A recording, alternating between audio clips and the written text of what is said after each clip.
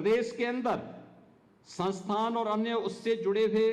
जो संगठन है, संस्थाएं हैं, उनके रखरखाव के लिए अब तक 81 करोड़ रुपए की राशि स्वीकृत की जा चुकी है।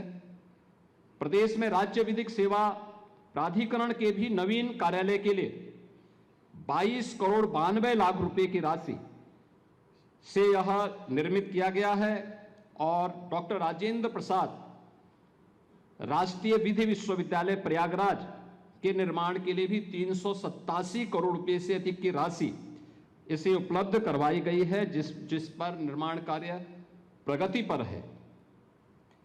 इसके अलावा प्रदेश में 110 ग्राम न्यायालय क्रियाशील किए जा चुके हैं और अन्य जगह जहां से भी हमें प्रस्ताव प्राप्त हो रहे हैं उसे प्राथमिकता के आधार पर आगे बढ़ाने की कार्रवाई प्रारंभ की गई है। आने वाले समय में प्रदेश के अंदर न्यायालयों में हम लोग आधुनिक तकनीक का उपयोग कर सकें, वाद प्रबंधन से संबंधित डाटाबेस विश्लेषण और एआई का उपयोग भी हमारे न्यायालयों में हो सके, न्यायिक व्यवस्था के कार्यों को उससे हम और उन्नत बना सकें। राज्य सरकार इसके लिए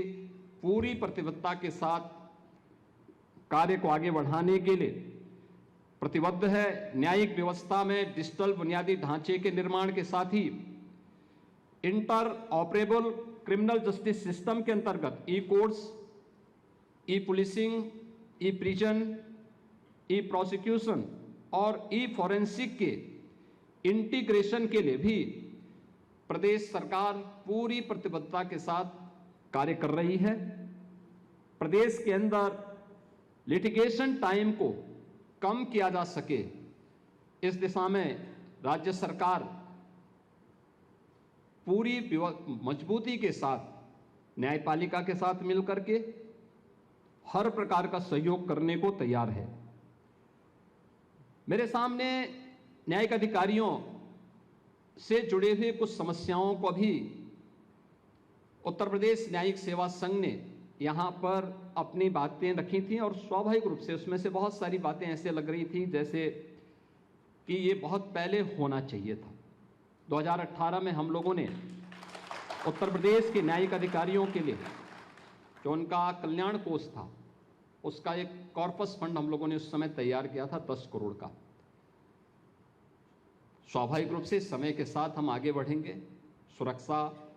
और हर प्रकार से उन्हें न्यायिक सेवा संघ के माध्यम से भी सहयोग किया जा सके, इसके लिए हम प्रदेश सरकार की तरफ से 50 करोड़ रुपए के कॉर्पस फंड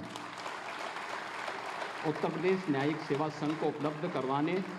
की यहाँ पर आज मैं बड़ी विनम्रता के साथ घोषणा करता हूँ। इसके साथ ही प्रदेश के अंदर जनपद न्यायालयों में जो न्यायालय के अंदर जो इतनी पेंडिंग्स हैं, 1 करोड़ 15 लाख से अधिक मामले अभी भी लंबित पड़े हुए हैं। यद्यपि एक वर्ष में जितने मामलों का डिस्पोजल हुआ है वह एक काफ़ी अच्छी संख्या है, बड़ी संख्या है। एवरेज दिखता है कि एक न्यायिक अधिकारी एक दिन में, जो हमारे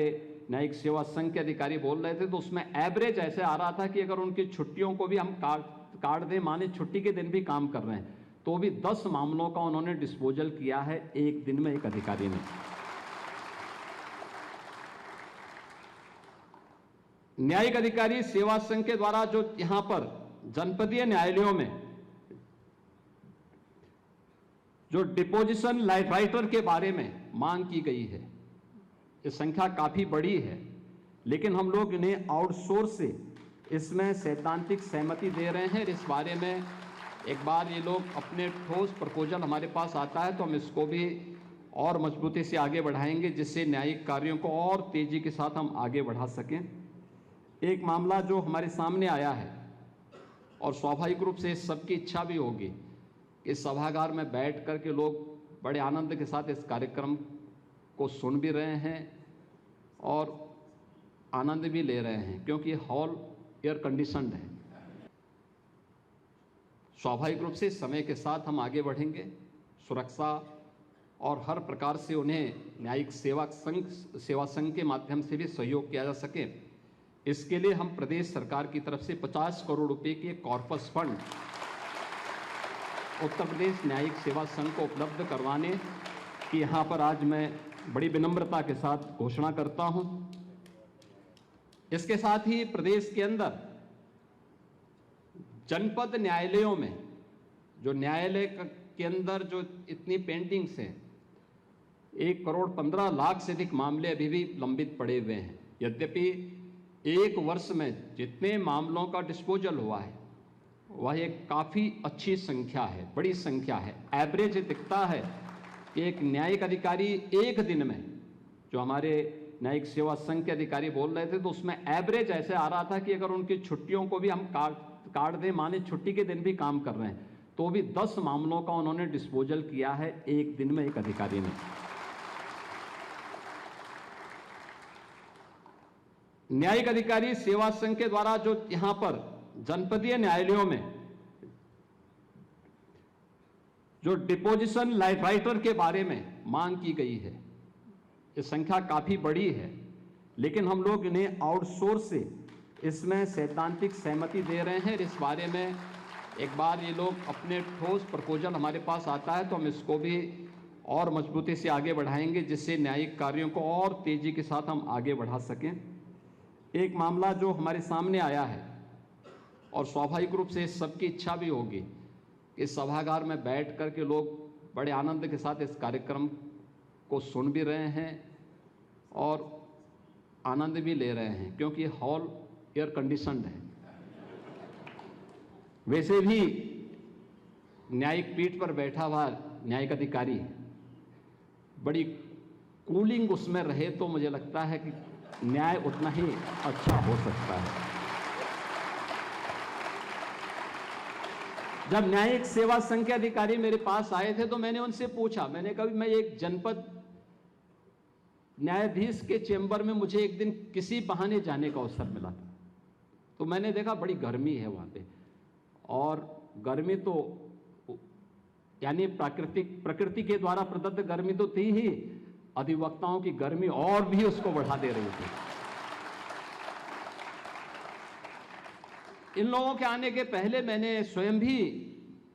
मुख्य सचिव के साथ अन्य अधिकारियों के साथ बात की। मैंने कहा भी ये डिस्ट्रिक्ट जज के यहाँ भी जो है एसी नहीं लगा है, उनके पास भी वो बिना एसी के हैं। उन्होंने कहा नहीं कुछ में लगा होगा। तो हमने कहा भाई एक प्रस्ताव लाइए, कम से कम उनके यहाँ तो लग जाए एसी।